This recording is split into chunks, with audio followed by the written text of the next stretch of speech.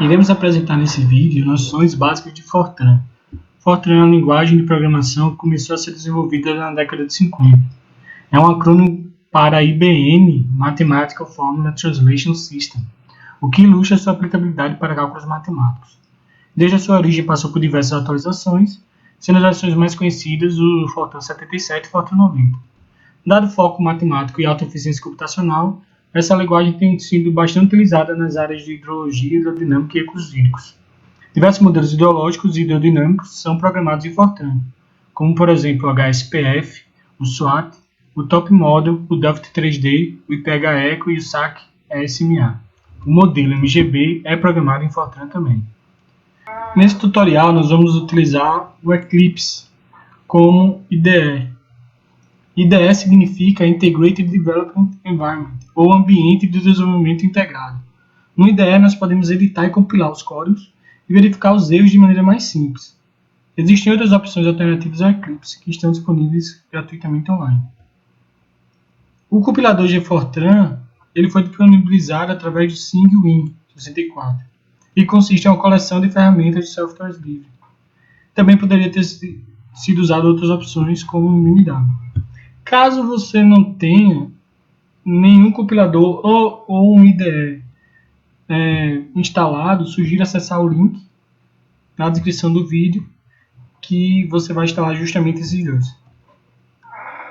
Serão apresentados os conceitos básicos da linguagem Fortran, como declaração de variáveis, tipos de operação, condicionantes, estruturas de repetição, módulos e subrotinas. Tudo isso dentro do Eclipse. Vamos entrar no Eclipse. Primeiro vai aparecer o espaço de trabalho. Esse espaço de trabalho é uma pasta em que você salva os projetos. Os projetos vão incluir os códigos, saídas e executáveis de compilação. Vamos abrir o Eclipse. Já tem um arquivo. Nós vamos criar um novo projeto do Fortran, que pode ser por aqui ou em New Fortran Project. Vamos escolher um nome, que seria Teste 2, que já tem um teste antes, para não sobrescrever, mas você pode escolher o nome que quiser. E vamos escolher o compilador, que seria esse para o Windows, minha máquina Windows. Então, seria o GFortran. Criado o teste, nós vamos incluir um arquivo. Esse teste é um projeto. Nós vamos escrever o código em algum arquivo. O nome do arquivo pode ser o próprio teste ou algo parecido. Vamos renomear para que ele fique com a terminação F90. Entenda como F90. Vamos agora criar um programa.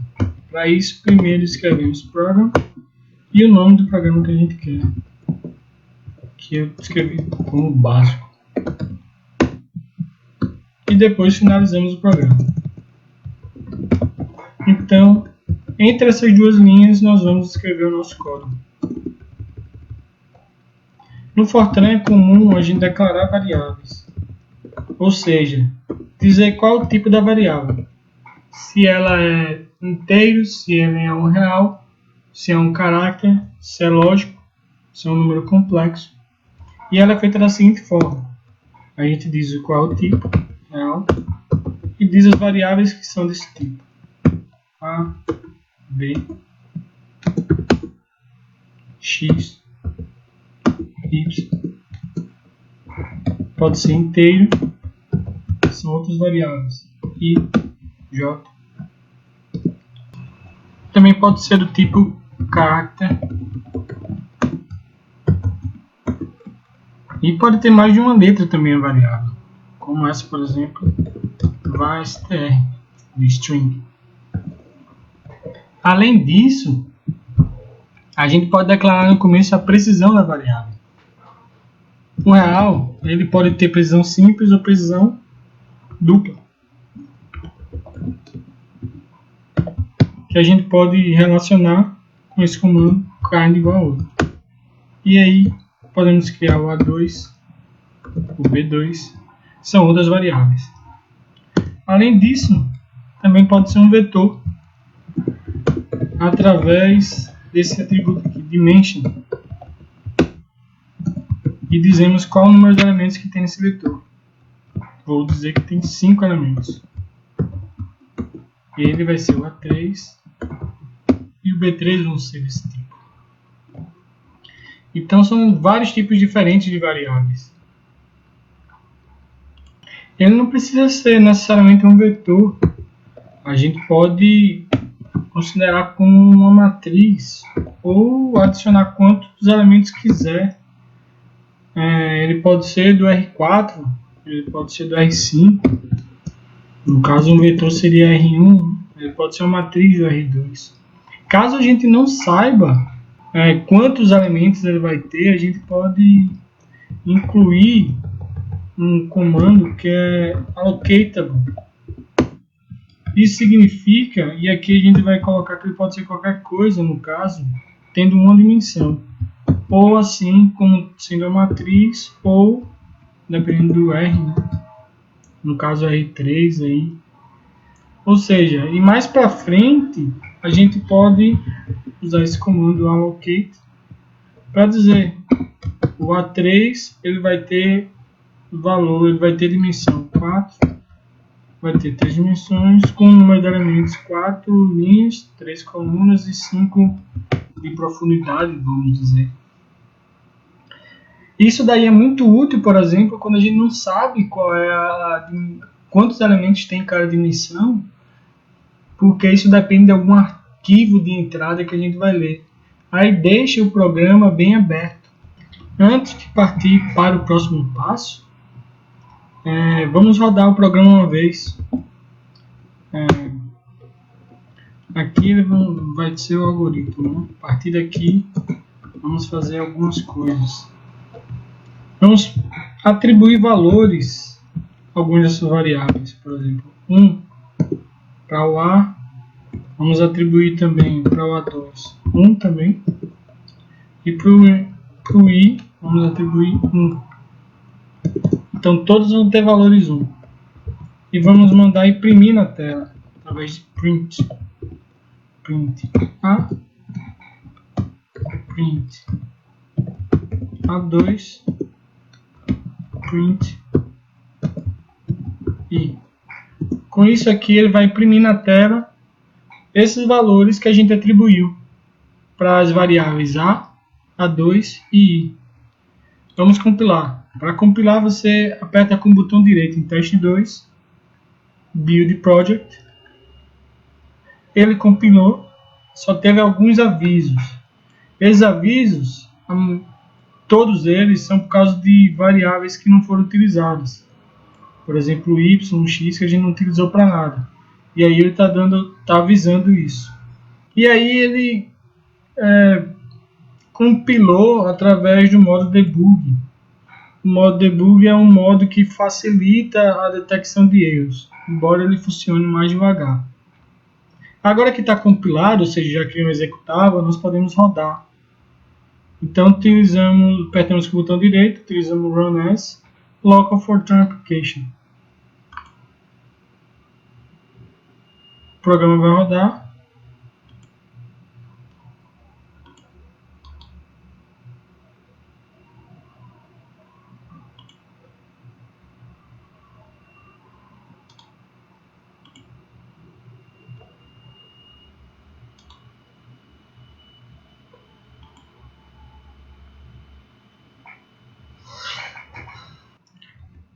Bem, agora vemos a saída. Esses daqui são os 3 valores que a gente pediu para imprimir na tela. Que seria o A, o A2 e o I, na mesma ordem. E podemos ver que, embora a gente tenha atribuído o mesmo valor para as variáveis, elas assumiram precisões bem diferentes. Isso porque A é real, A2 é real dupla precisão e o I é inteiro. Outra forma da gente ver é através do comando huge. Huge ele diz qual é o maior valor possível para aquela variável, para aquele tipo de variável.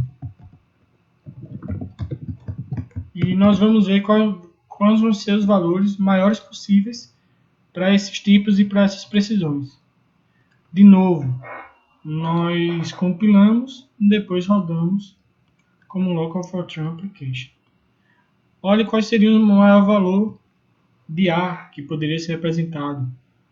Está na magnitude de 10 elevado a 38, enquanto A2 está na magnitude de 10 elevado a 308. E o inteiro nessa magnitude aqui de 10 elevado a 10. Então nós temos diferentes precisões justamente para saber tanto em casa decimal quanto o maior número representado. Aí nós podemos alterar a precisão. Agora, claro, quanto maior for a precisão, mais bytes vai ser necessário, então mais memória vai ocupar no computador. Já rodamos uma vez e já vimos os tipos diferentes de variáveis. Agora vamos nos direcionar a operações. Operações tem basicamente esses tipos, né? Tem a atribuição, que eu já mostrei ali, atribuir para aquelas variáveis o valor igual a 1. Tem as operações aritméticas, uma soma, subtração, multiplicação, divisão, exponenciação, com 2 asteriscos. Relacionais, para saber se é maior que, menor que, menor igual, diferente. E lógicas. Essas relacionais e lógicas, elas estão relacionadas a variáveis lógicas. Quanto a aritméticas, a gente trabalha com real, com inteiro. Pronto. Nós podemos testar as operações também. Vamos considerar só reais, para limpar um pouco o código. Então não tem essas variáveis aqui. A, B, X, Y, Z, C, D e E, F. Nós podemos dizer que A igual a 1, B, A igual a 2 e B igual a 3. Vamos fazer teste com as outras. X igual a mais B. Y igual a menos B. Z igual a vezes B. C igual a dividido por B. T igual a elevado a B. E fazer teste lógico também. Vamos criar uma variável lógica. Logical teste. Então vamos criar essa variável teste. Vamos ver se A é maior que B. Tá? Vamos mandar printar na tela X, Y, Z, C e D. E também o teste, que é um lógico.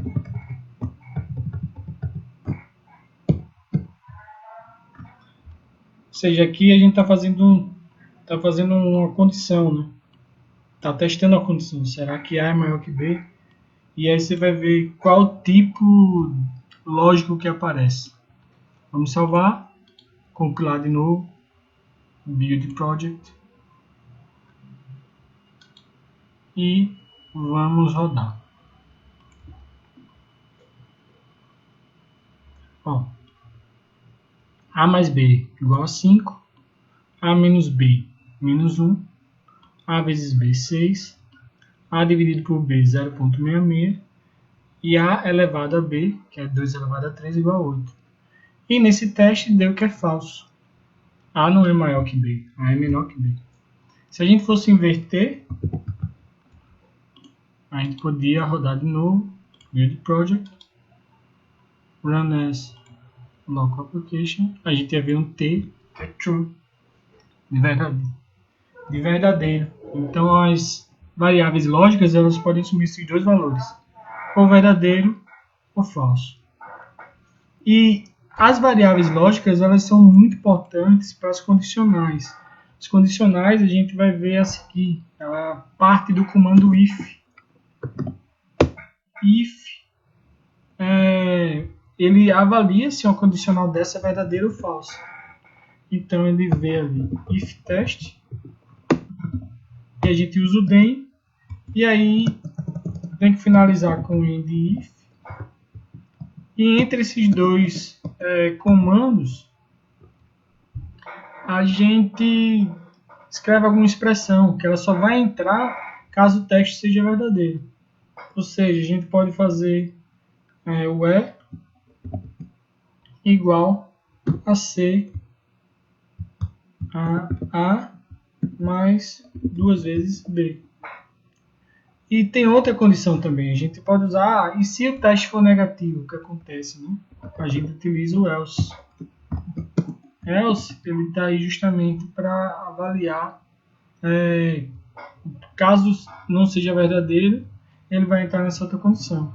Então, E vai ser 2 vezes A mais B.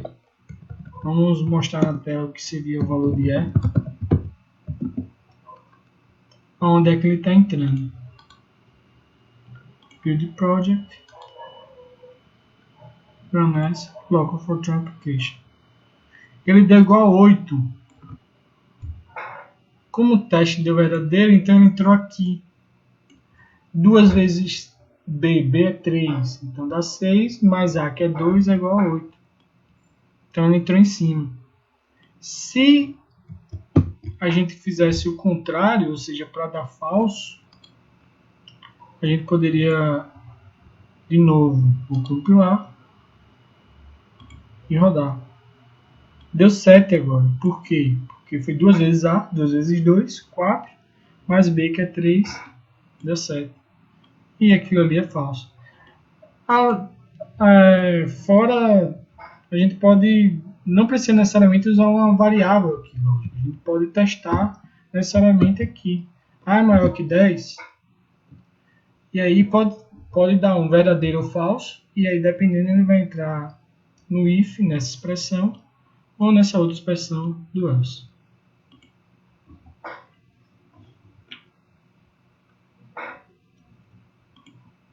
Além dessas duas, existe uma outra que a gente pode incluir, que é o else if. O else if a gente vai ter que incluir uma outra expressão.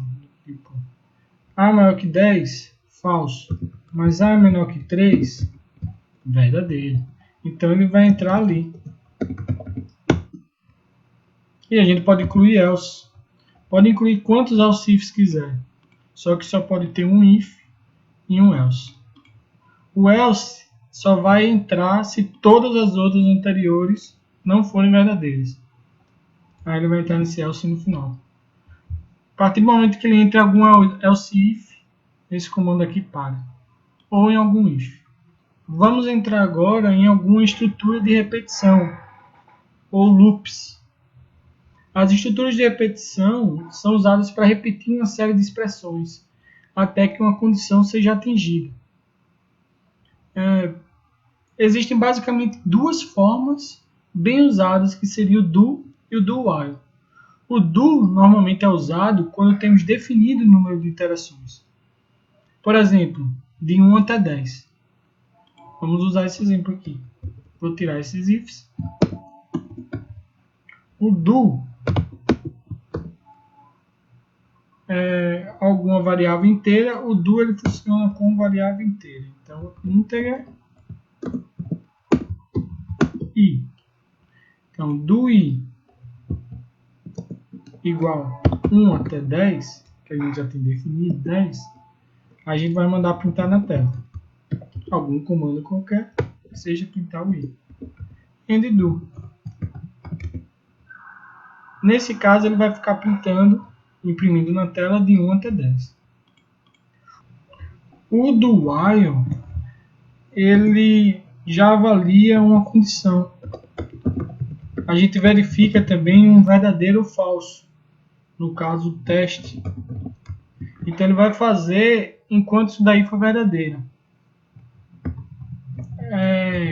Podemos mudar o teste aqui, por exemplo. Vamos adicionar um outro inteiro, o j, e a gente sabe que o maior valor de i, o i vai chegar até 10, né? Então vamos fazer iniciar o valor de j igual a 0, e depois fazer j, vai ser o j mais 1, atribuir um valor para ele que ele vai ficar aumentando cada vez, cada vez de 1 em 1, e vamos dizer que o teste é igual a j menor que 10. Então, enquanto o j for menor que 10, ele vai ficar repetindo esse do while. Nós podemos mandar também imprimir na tela dessa forma aqui, j igual j.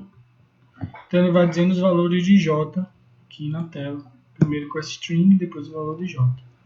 Salvar, mandar. Teve um erro, build might be incomplete. Acho que tem que colocar uma vírgula aqui. Pronto, agora ele construiu direitinho, ele compilou direitinho. Vamos rodar. Então esses daqui são os valores de i. Rodou de 1, 2, 3, 4, 5 até 10. Depois ele imprimiu esses aqui de baixo, ou seja, ele não entrou em teste. Ele não entrou porque o teste era maior, o teste começou negativo. A gente tem que fazer esse teste aqui antes.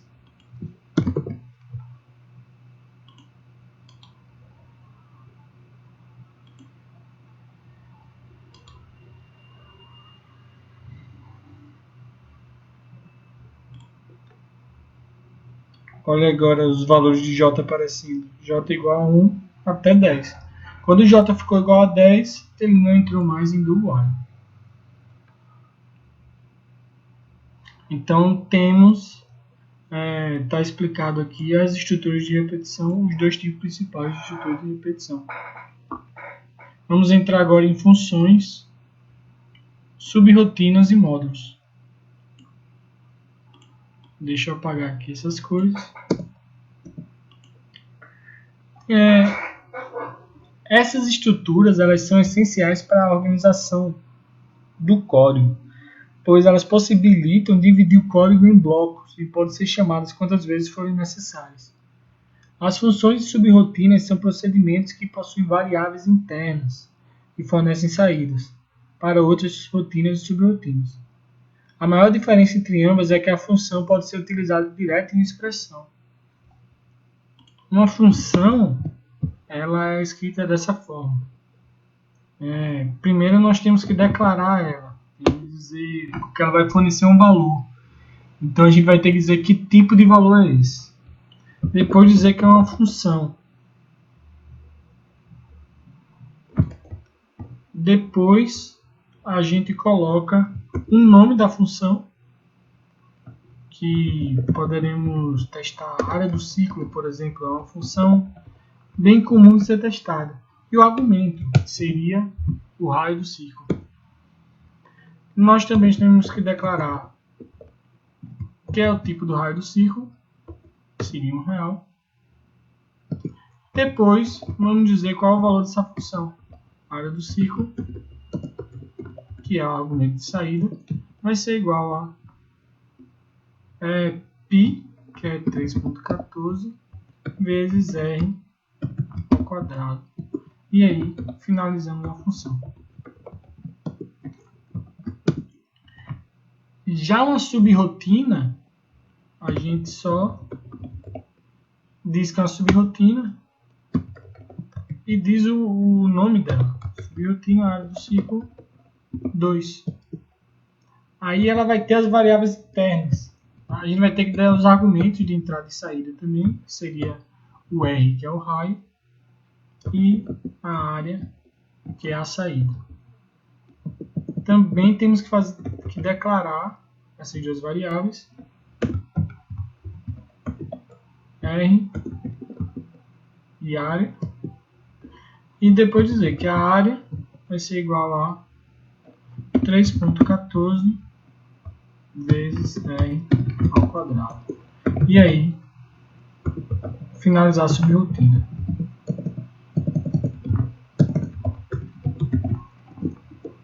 A subrotina e a função, a declaração delas, está sendo declarada aqui, tem que estar fora do programa. ou ela fica fora do programa depois que o programa é finalizado, ou ela pode ficar em outro arquivo. Adicionando qualquer outro arquivo aqui, com funções subrotina, ele vai reconhecer. Vocês observem que apareceu o programa principal como P, e agora apareceram esses dois outros nomes, né, que estão relacionados tanto à função como à subrotina. A função, a área do ciclo, temos que declarar. Ela tem que ser declarada, e da mesma maneira que ela é declarada aqui. A área do ciclo, porque ela é necessária. Então a gente pode testar, printar esses valores, né? Vamos dizer agora que x vai receber a área do ciclo e o valor e vamos dizer que a gente use b como raio. E no caso da subrotina, isso daqui a gente está chamando a função. No caso da subrotina, a gente chama mesmo com o comando call, inclusive em inglês. E a gente chama a área do ciclo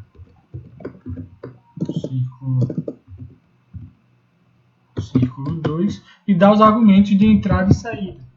Que seria, vamos usar o B de novo como raio, e vamos usar uma dessas variáveis aqui como saída. A gente não precisa usar a área, nem o R. Ele vai reconhecer aqui e vai achar que é R e vai achar que é área. Aqui também ele vai achar que o B é o R. Tá? A gente criou essa função aqui, assim como criou a subrotina. Então vamos dar y no valor de saída. Tá? Vamos printar na tela x e y.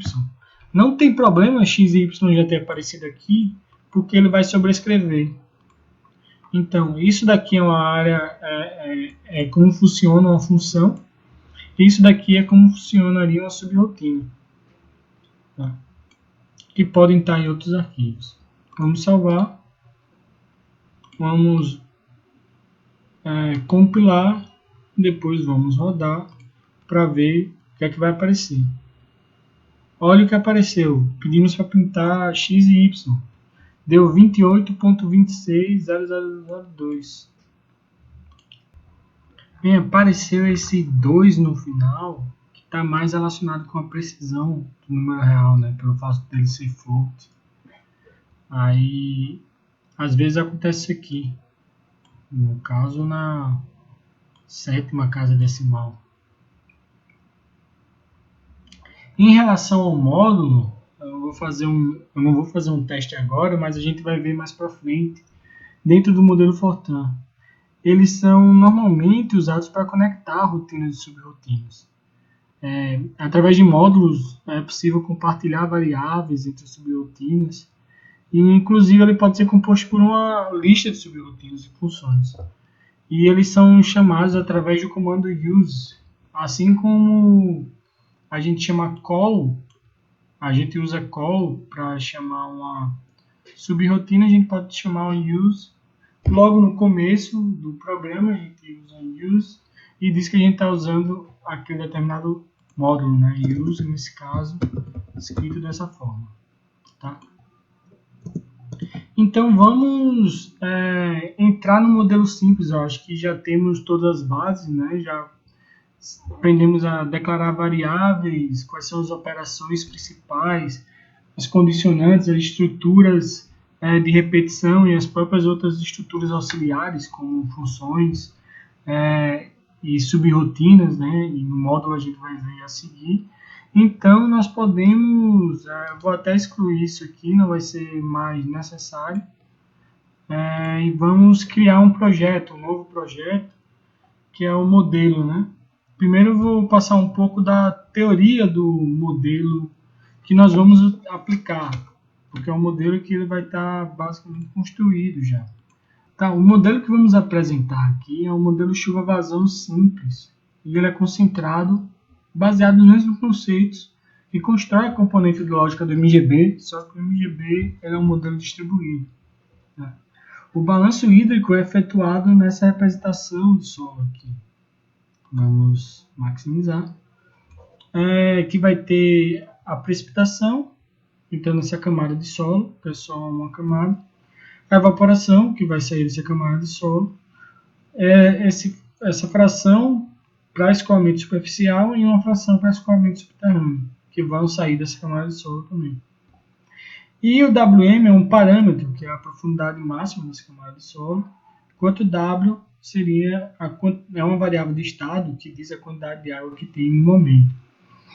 Então a gente vai fazer esse balanço hídrico aqui, o quanto sai de evaporação, de escoamento, e o quanto entra de chuva, e essa variação aqui no W.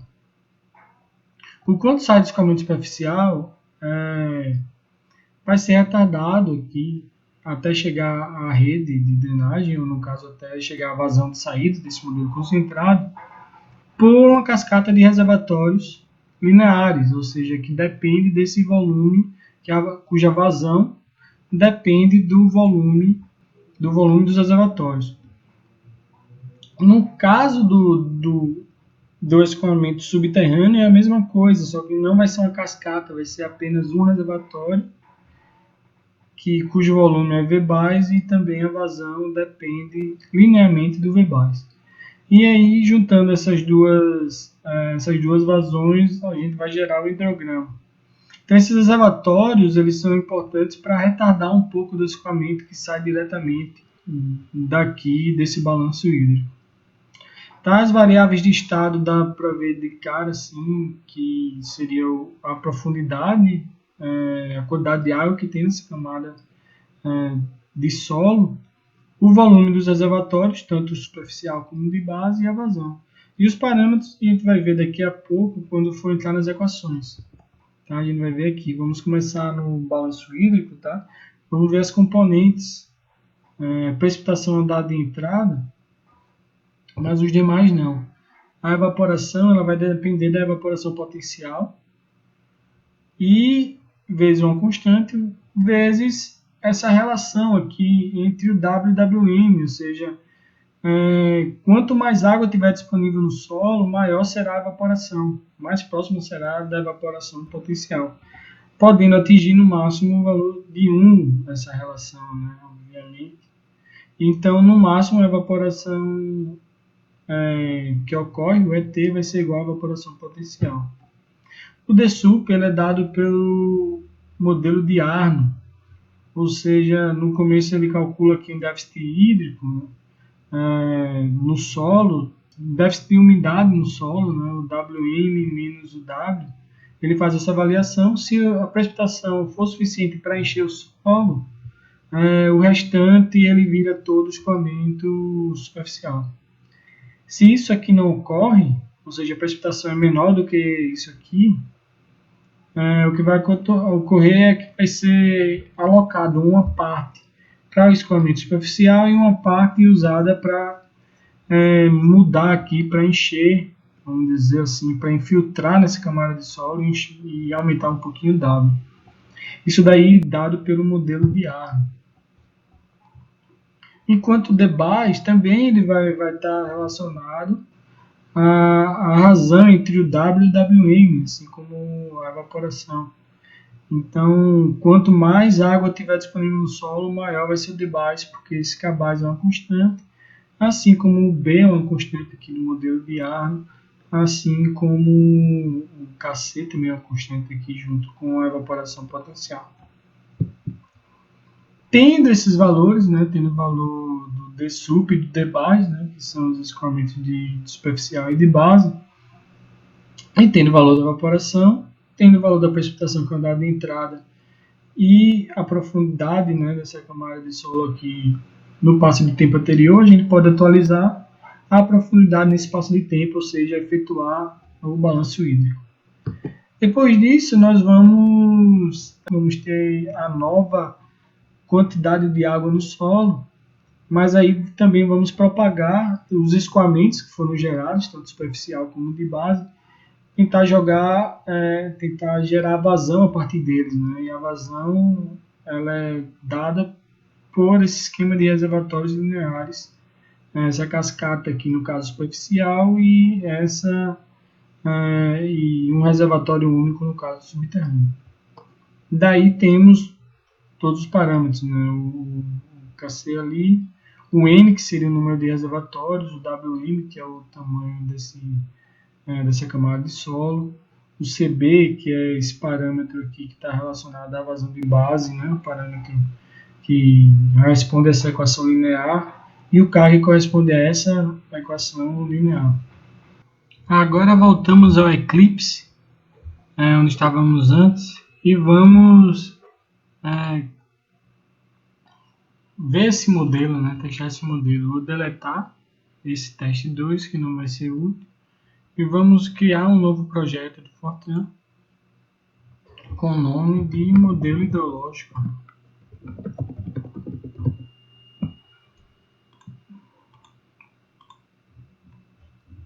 Tá, temos o modelo hidrológico. Temos agora, vamos adicionar um arquivo, que seria o main, que é o principal, ponto F90. Ele vai ser o programa. Pode ser modelo hidrológico, vamos chamar só de modelo. Vamos finalizar esse programa. E vamos ver, né? Eu não vou fazer esse programa por completo, mas ele é o seguinte, ele vai ter um módulo com declaração de variáveis, tá? Ele vai ter declaração de variáveis e um módulo que vai ajudar nisso. Ele vai ter arquivos para leitura de dados e depois vai ter o modelo em si, o algoritmo do modelo. Tá? Vamos adicionar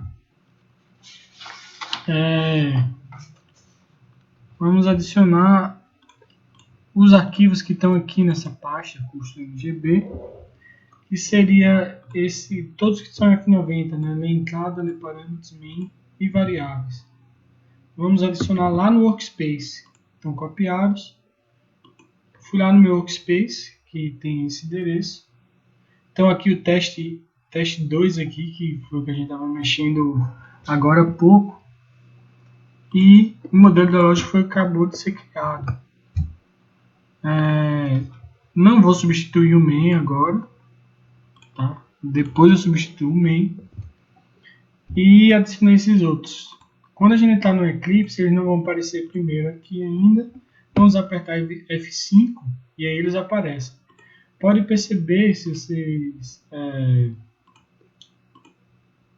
abrirem aqui, né, que vai aparecer o tipo.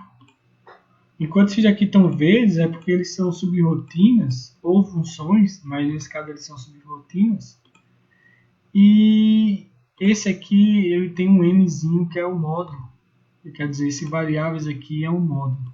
Então nós vamos ter um módulo de 2 subrrotinas e vamos usar elas, né? O que é que tem nessas subrrotinas e nesse módulo? Tá? Aqui tem esse módulo chamado variables. Nessa versão agora eu tinha feito alguns testes antes e ele não reconhecia aqui no Eclipse se o módulo ele tem um nome diferente do arquivo.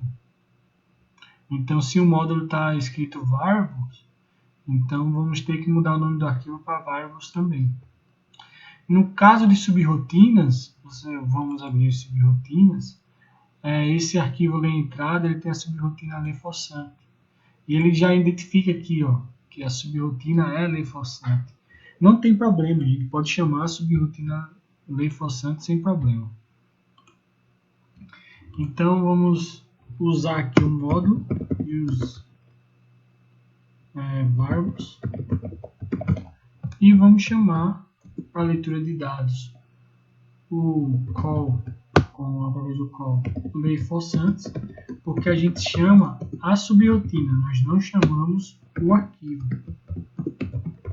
E o ler parâmetros. Vamos ver o que é que tem neles, né? Vocês já viram um pouquinho, mas foi rapidamente. Vamos ver.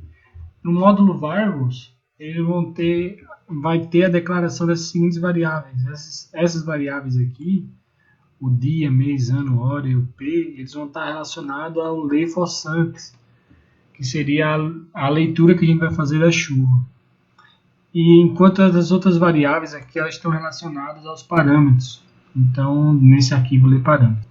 Então, vamos entrar nesse arquivo ler parâmetros. O ler parâmetros vai ter essa subrotina que tem o mesmo nome, ler parâmetros. Vai usar o módulo variables e tem esse comando implicit none. Eu devia ter falado anteriormente na hora de declaração de variáveis, mas esse comando implicit none ele é muito importante. Ele garante que todas as variáveis que aparecem no modelo já tenham sido declaradas anteriormente. Caso apareça alguma variável que não foi declarada, ele vai dar erro.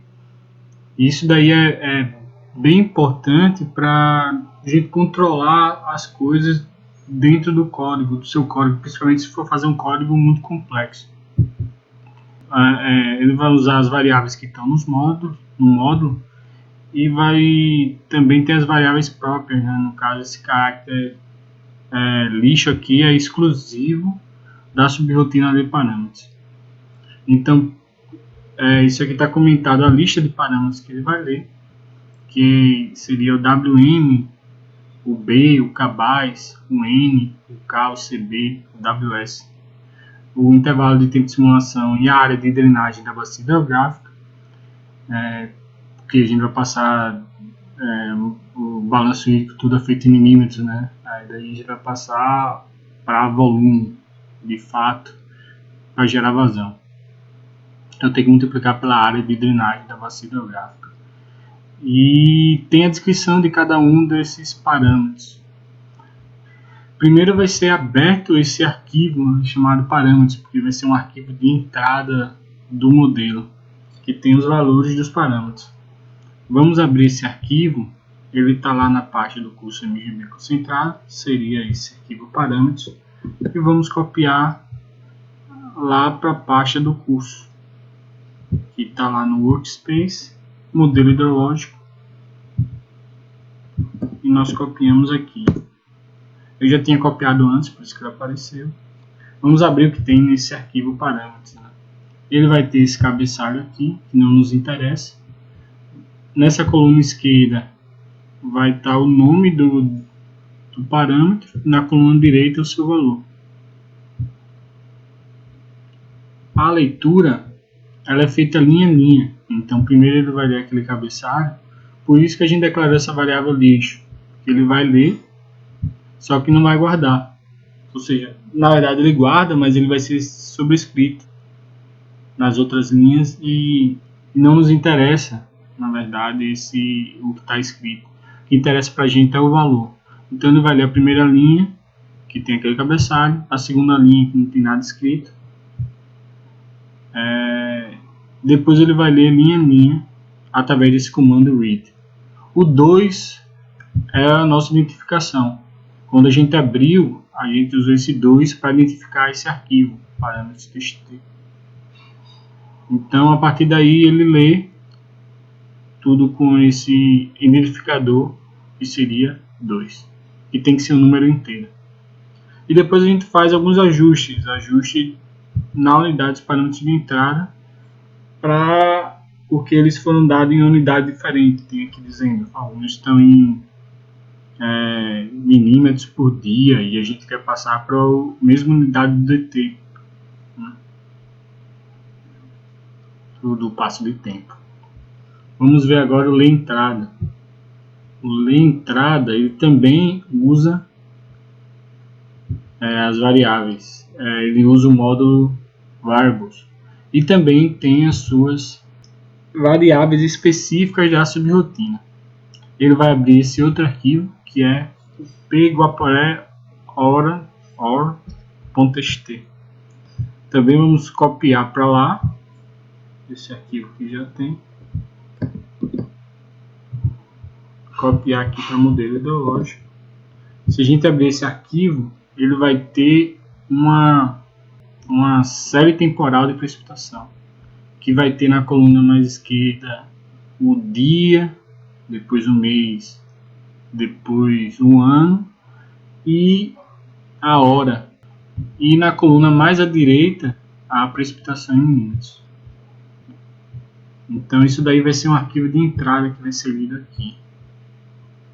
Esse comando é um comando um pouco mais complexo, que ele vai abrir, a gente não sabe ainda o tempo, né, total, então ele vai contar o tempo total, ele vai abrir e ele vai ler, e esse IOSTAT, ele vai ver se o arquivo acabou ou não.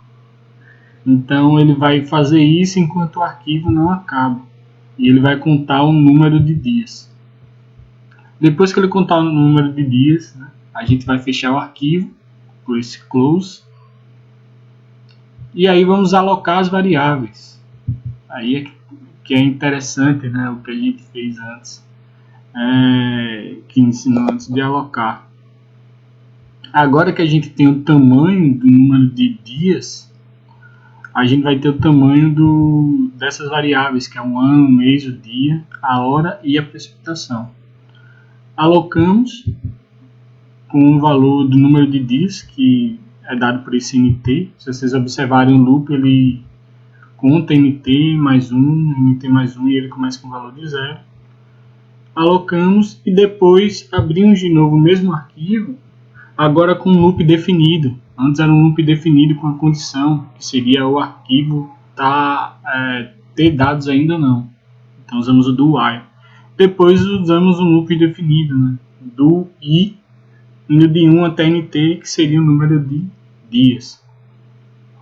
Aí fazemos a leitura dessas variáveis, que são vetores, e fechamos depois essa variável. Tá.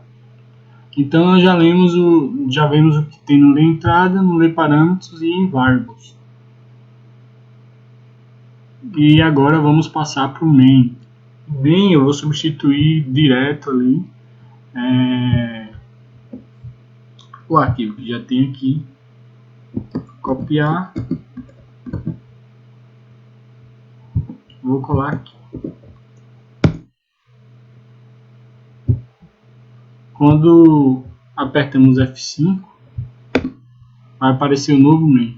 O programa ele tem um nome um pouco diferente, né? O nome que estava escrito era concentrado. Ele vai usar o mesmo modo e também esse comando twist_num, e vai ter outras variáveis específicas dele, que seria esse parâmetro de evaporação potencial, que é 0,2 milímetro por hora, que a gente assumiu como um parâmetro, mas poderia ser também dado de entrada, né? Variáveis de estado que vão ser rodadas aqui, evapotranspiração, os volumes, o volume VBAS, né? A vazão e o W, que é a quantidade de água no solo.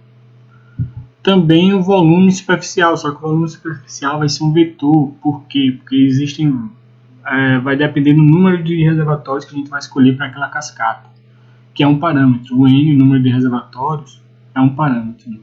E essas variáveis de fluxo são as vazões que chegam nos reservatórios e as vazões que chegam na rede. Então aqui está a descrição também de cada uma das variáveis de estado, das variáveis locais. Nós chamamos as subrotinas, que nem os dados de entrada, caller forçante e caller parâmetros. Alocamos aqui o tamanho do VSUP, que ele depende da quantidade, isso daí é o volume do reservatório, que ele vai depender da quantidade de reservatórios, que é um dado de entrada, né, que a gente leu ali em ler parâmetros. E as condições iniciais. Vamos assumir que a profundidade inicial ali na camada de solo ela está pela metade, né? A umidade está em, vamos dizer, 50% do tamanho do WM. Vazão inicial com 18. A partir da vazão inicial, a gente assume que não teve chuva, né, nesses dias recentes, então que o VSUP é 0. Então a vazão inicial ela é dada pelo VBAS, né, pelo volume de base. A equação do reservatório subterrâneo, se a gente inverte, a gente vai ter o volume inicial do reservatório subterrâneo, que é dado por essa equação. E depois vamos abrir um arquivo de saída, que é onde a gente vai gravar essa nossa série de vazão. Entramos no loop do tempo, o tempo máximo é NT, que foi gravado lá no lei entrada, né, nas falsantes, quando a gente lê o arquivo de chuva. Aí vamos para aquelas equações, né? A evapotranspiração, vocês podem olhar que ela depende, aquele KC a gente não vai utilizar nessa abordagem. Então ele é direto relacionado à evaporação potencial e ele vai ter uma diminuição dependendo da umidade do solo, que é W dividido por Wm vezes esse Ws aqui. O escoamento superficial é dado pelo modelo de Arno.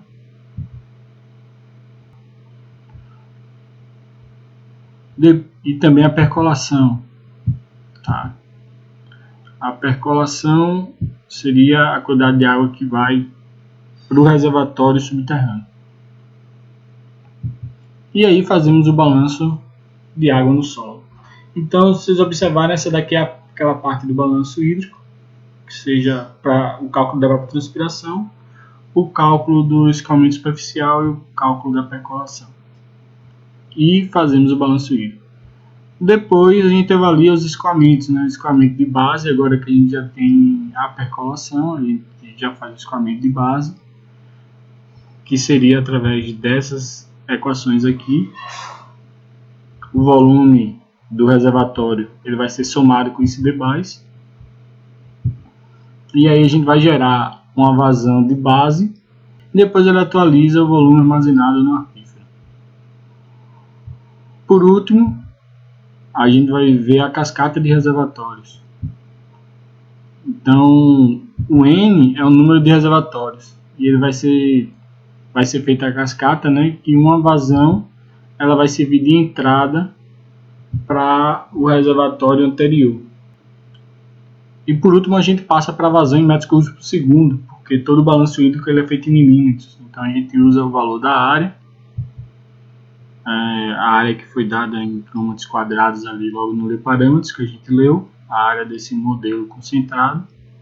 E aí a gente vai ter a vazão. Com a vazão escrevemos o arquivo de saída, ano, mês, dia, hora e essa vazão.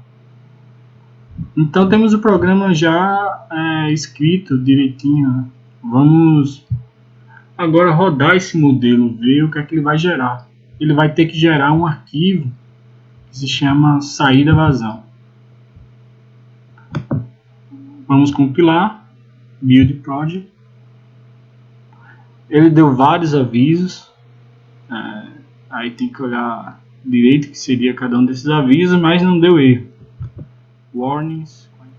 Agora que já compilamos, rodamos o modelo. Deixa eu compilar de novo.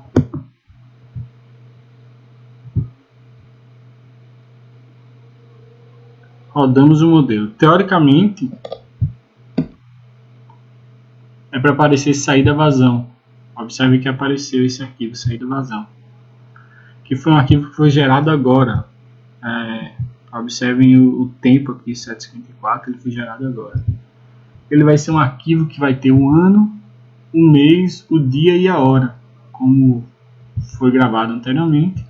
E aqui são as vazões. Nós podemos verificar como é essa vazão copiando, apertei Ctrl A, Ctrl C. Vamos copiar e dar uma olhada no Excel, por exemplo.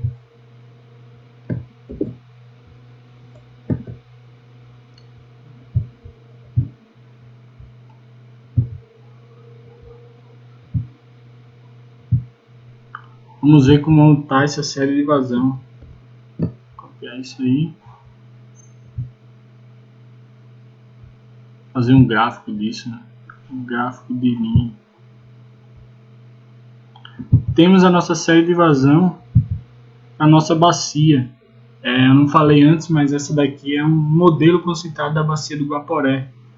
Tanto que tem escrito o nome dos arquivos, né? A precipitação Guaporé.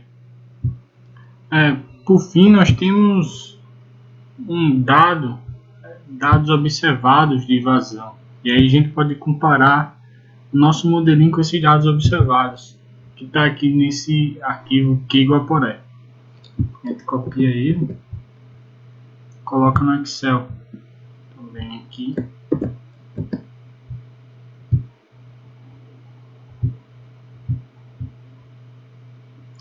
A gente copia essa coluna, vou deixar próxima a essa.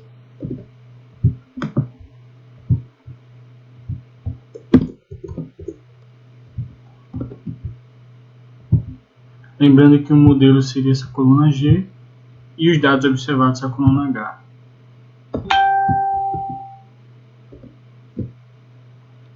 Vamos inserir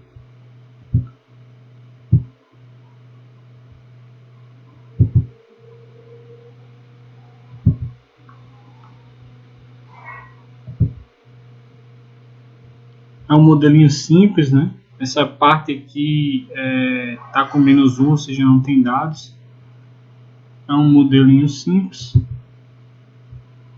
mas que é capaz de representar bem. Observem a vazão observada. Nesse período não, mas nesse período de máxima, esse outro período aqui principalmente, foi capaz de representar bem. E é um modelo simples, concentrado, e teve essa capacidade. Então, mexendo mais com os parâmetros, é capaz de conseguirmos resultados ainda melhores. Então, é isso. Vou voltar aqui para o Eclipse para finalizar. Nós tivemos um modelo, nós aprendemos a mexer, a fazer coisas básicas no Fortran, operações condicionais, estruturas de repetição, outras estruturas como subrotinas e funções e módulos. Aprendemos a abrir arquivo, fechar arquivo e fazer esse modelinho aqui simples, que gerou resultados bem razoáveis. Então é isso, e nos vemos na próxima, e se inscrevam no canal.